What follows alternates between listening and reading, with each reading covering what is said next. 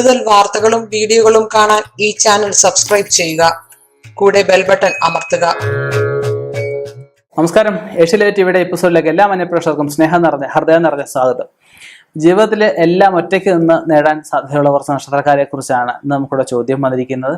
ഇപ്പം നമുക്ക് പാരമ്പര്യമായിട്ട് സാമ്പത്തികം ഉള്ള കുടുംബക്കാരുണ്ട്, അല്ലാതെ ഒരാളുടെ കൂടെ നിന്ന് സാമ്പത്തികം ഉണ്ടാക്കുന്ന ആൾക്കാരുണ്ട്, ഒറ്റയ്ക്ക് നിന്ന് സാമ്പത്തികം ഉണ്ടാകുന്നവരുണ്ട്, മാതാവിൻ്റെയോ പിതാവിൻ്റെയോ ഒക്കെ സംരക്ഷണയിൽ അവരുണ്ടാക്കിയ സാമ്പത്തികത്തിൽ നിന്ന് ജീവിക്കുന്നവരുണ്ട്. അതിൽ നിന്നൊക്കെ വ്യത്യസ്തമായിട്ട് സ്വന്തമായിട്ട് കഷ്ടപ്പെട്ട് സ്വന്തമായിട്ട് ആർജിച്ച് സ്വയാർജിത സമ്പത്ത് സ്വന്തമായിട്ട് സാമ്പത്തികം ഉണ്ടാക്കിയെടുക്കുക, സ്വന്തമായിട്ടൊരു കർമ്മ മേഖല, സ്വന്തമായിട്ട് തൊഴിൽ മേഖല, അല്ലെ ആരും കാണിച്ച് കൊടുക്കാത്ത ഒരു മേഖലയിൽ പോയിട്ട്, അല്ലെ കാണിച്ചു കൊടുത്തതായിക്കോട്ടെ കാണിച്ചു കൊടുക്കാത്തതായിക്കോട്ടെ, ആ മേഖലയിൽ പോയി അവിടെ അവരവരുടെ കഴിവ്, ബുദ്ധിശക്തി, ആ ശക്തികളെല്ലാം പൂർണ്ണമായിട്ടും പ്രയോഗിച്ച് ഈശ്വരാനുഗ്രഹത്തോടെ ആ മേഖലയിൽ നിന്ന് സാമ്പത്തികം ഉണ്ടാക്കിയെടുക്കുക, അവിടെ കൈവരിക്കുക, എച്ചടം കൊണ്ട് ഉയരുക, അതിനൊക്കെ സാധ്യതയുള്ള നക്ഷത്രമാണ് പറയാൻ പോകുന്നത്. നമുക്ക് നേരത്തെ ഞാൻ പറഞ്ഞിട്ടുണ്ട്, ഒരുപാട് ജ്യോതിഷ പുസ്തകങ്ങളുടെ വെളിച്ചത്തിൽ ഇതുവരെ എൻ്റെ അടുത്ത് വന്നിട്ടുള്ള പല വ്യക്തികളുടെ ജാതകങ്ങളും നക്ഷത്രങ്ങളും ഒക്കെ പരിശോധിച്ചതിൻ്റെ വെളിച്ചത്തിലുമാണ് ഞാൻ ഈ ഫലങ്ങളെയൊക്കെ പറയുന്നത്. ഇവിടെ നമ്മൾ നിന്ന് 10 നക്ഷത്രക്കാരെ കുറിച്ചാണ് പറയുന്നത്. ഇപ്പം ഇതിൽ പെടാത്തവരും ഇതേ വിഷയമുള്ളവരും ഉണ്ടാവും, ഇതേ കഴിവുള്ളവരുണ്ടാവും, സ്വയമായിട്ട് നിന്ന് സമ്പത്തി ഉണ്ടാകുന്നവരുണ്ടാവും.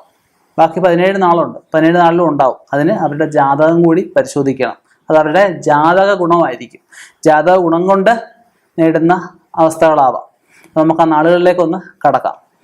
അപ്പം അശ്വതി, കാർത്തിക, പുണർതം, പൂരം, ചിത്തിര, തൃക്കേട്ട, പൂരാടം, അവിട്ടം, ഉത്രട്ടാതി, രേവതി.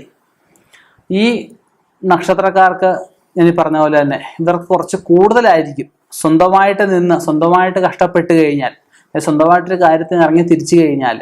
ഇനിയിപ്പോൾ ഇവർ ഇറങ്ങി തിരിക്കുമ്പോൾ ഒരു കാര്യമുണ്ട്, തിരുമേനി പറഞ്ഞുകൊണ്ട് ഈ യോഗം ഉണ്ടെന്ന് തിരുമേനി പറഞ്ഞു, അതുകൊണ്ട് ഞാൻ ഇറങ്ങി തിരിച്ചു, എനിക്ക് നഷ്ടമുണ്ടായി എന്ന് ഒരിക്കലും പറയരുത്.